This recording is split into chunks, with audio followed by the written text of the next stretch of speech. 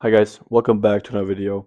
Before we get into this, I wanted to add that this video is a couple weeks old, so my friend's kit looks different now. Here's what it looks like now. And I will do another video on this setup once he gets a sidearm, so we can do a, continuation of the series of building a budget kit. But if you're just getting into airsoft and you need to know what type of kit you should buy or could buy or you need, this is the right video for you.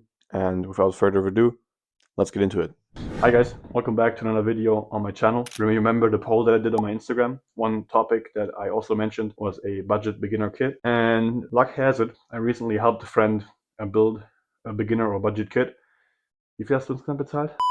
Yeah, he spent around 500 to 600 bucks maybe, mit Klamotten und BBs und so, on a beginner kit. And today I don't want to talk about that gun because there are other people that know more about AEGs and airsoft guns than me. But I want to talk about the kit that we set up for him. And yeah, that's what we're going to do today.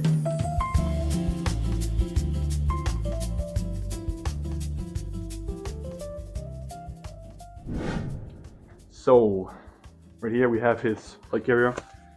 As you can see, this is a LE119. So going over the setup briefly, he actually got the placard and the shoulder pads for me. These were all my ABS ones. That saved him some money on that part. And otherwise he got a dump pouch right here that you can roll up. Come on. Store mags, etc. In this wing pouch he got another extra mag and a free band cummerbund that was difficult to install on the LE119 to say the least. And obviously the Heli Strategic shoulder pads from Q Tactical and a pretty cool patch. On his helmet, pretty basic for now, but he has a multicam bump helmet from FMA with a triple Princeton Tech replica that does white, green, white, and IR. The white also in different stages. And on the back here he has a counterweight pouch, also from me, to kind of like hold down the straps from the goggles right here, which are from one Tigris. He has the black one on right now, the black glasses for looks, but obviously for gaming he would wear the clear ones. I have different opinions about the use case of these big goggles, but for him it works with glasses under as well. So yeah, that's just the thing. And also another thing that he recently bought were these Watson pelters. I had the same ones on my airframe, and the rail adapters are still in shipping. That's why they are not on the helmet, but you don't need that to get into airsoft. Okay, so the LE119 with shipping costs about 63 bucks. For 4 bucks you also can buy some, here's some BB drin.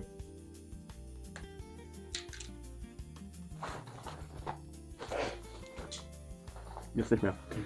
You also need to buy dummy plates for like 4 bucks. These are pretty stiff, which is good for comfort. Again, for the Shock Concepts thing, he didn't pay anything, but that would be like 20 to 30 bucks. But you know, it allows for fast access to mags and also reinserting them.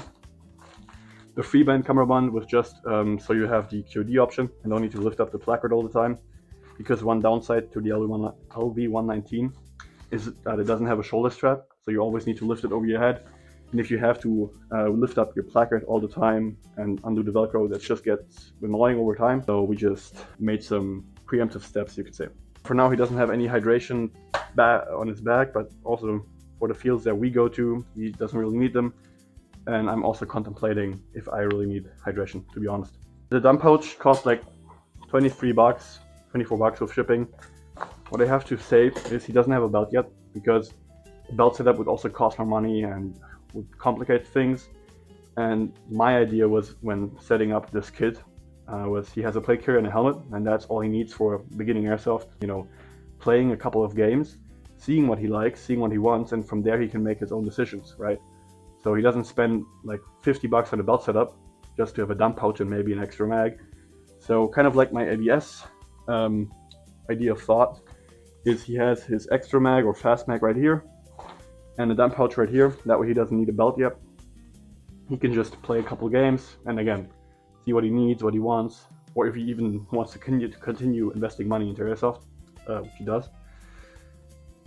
And that was basically the idea behind this, and this is also what I would recommend for beginners to do. Just get a plate carrier setup after your first rental game. and then slowly add from there, because it saves money and time, and it's just smarter overall than what I did with just buying a lot of shit. On the helmet as well, you don't need a lot to start, right? I have a lot of stuff on my helmet, but he also noted that it was pretty heavy. This is super light, protects your noggin from BBs, and yeah, and not knowing how to walk. And again, you need eye pro, you need a light. That's all you need really for airsoft. And then maybe even ear pro. And the good thing about Peltors is when you have them mounted on your helmet, you can pop them off, so you can actually hear better with three-dimensional audio in buildings while still having your ears protected, unlike with the AMs, because they have the pop-off feature, which is pretty cool. And then for face protection, because losing your teeth is kind of gay, he did the same thing as I did with just a DIY little mask that you put under the balaclava, and that way you have your teeth protected. If you get shot in the cheek, it hurts, but you're gonna survive and your teeth are gonna stay inside.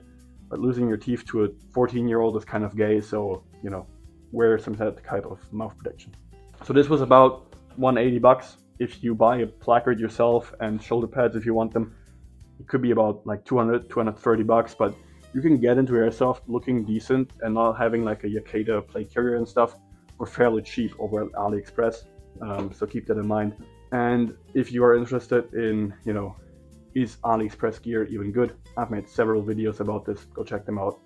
Hey guys, Editing Blowing here. So to conclude this video, all you really need is a simple plate carrier that can carry 3 to 4 mags, a dump pouch on that plate carrier, and a helmet with eye pro and maybe face pro, and maybe a light if you really want to ball out on your beginner kit. And then you just play a couple games, watch a couple videos, mine for example, see what you like, see what you want, and then you can buy more stuff from there.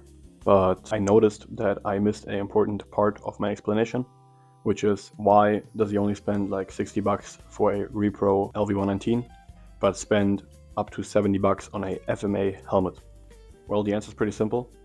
You keep your helmet longer than a plate carrier, and the helmet actually protects your head and also should fit a little bit more comfortably because your head is more sensitive to pressure points than your torso. And in my experience, I upgraded my plate carrier way more than my helmet. So I would definitely recommend starting out with a decent helmet from FMA, which looks good. And then from there on, you can add more stuff to it. But when you play airsoft, you're going to notice pretty quickly what type of plate carrier you want or you need. And that way you can buy another one without losing money on selling your 150 bucks Pew Tactical plate carrier at a massive loss rate, compared to just like a 60 bucks plate carrier with just 20 bucks in loss when you sell it used. Okay, back to the video now. So yeah, get into airsoft, go outside and LARP.